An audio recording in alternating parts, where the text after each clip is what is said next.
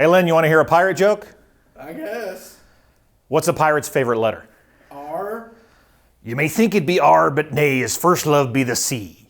Unless you're a land pirate. Let's clear the air. Hey guys, it's Brian Stone with Cook Stone Realty powered by Keller Williams. And as I teased in the beginning of this video, I'm going to teach you how to be a land pirate.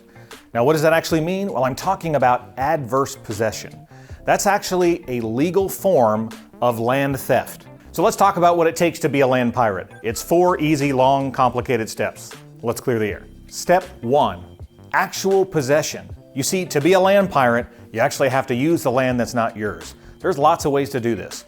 You could run cattle on it, you could grow crop or grain on it, you can even just mow it, and that may be grounds for you to actually take the land. You can even use it in interesting ways, for example, driving back and forth through it, even harvesting trees for wood on there or growing trees. There's lots of ways to use the land. But that's not all you need to do. That brings us to step number 2. So step number 2 means it has to be hostile. Now that doesn't mean you have to be in a lawn chair with a shotgun in your lap. It just means that you actually have to use the land against the owner's interest.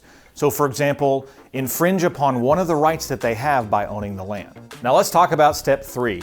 My personal favorite, it has to be notorious. In other words, you have to be a big deal. People have to know you and what you're doing with the land. Now that can mean that you're parking cars there, you people actually know that you run cattle there. It can mean that you invite people onto the land that's not yours so that they can see what kind of upgrades that you've made to it. People just have to know that it's actually happening. Step 4, it has to be continuous. So the length of time varies by state, but in most states it's anywhere from 7 to 10 years that you have to use this land in all the ways aforementioned. So you have to actually use it, you have to make sure that it's hostile and against the seller's best wishes or their rights, and you have to make sure people know that you're using it.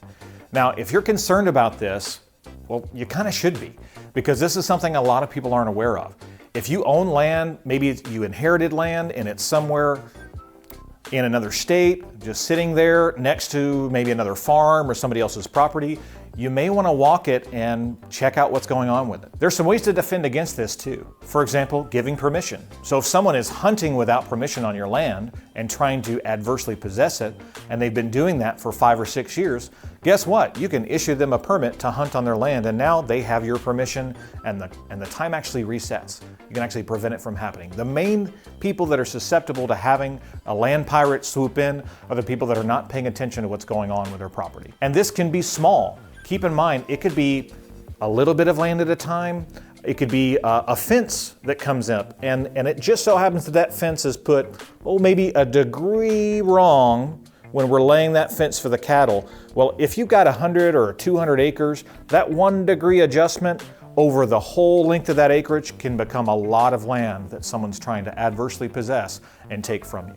So if you want to be a pirate, or if you want to prevent yourself from a pirate, just keep these steps in mind. And if you have any questions about it, make sure that you call your realtor or your real estate attorney, or just walk your land, check it out, make sure that you know what's going on with it. See you guys next week.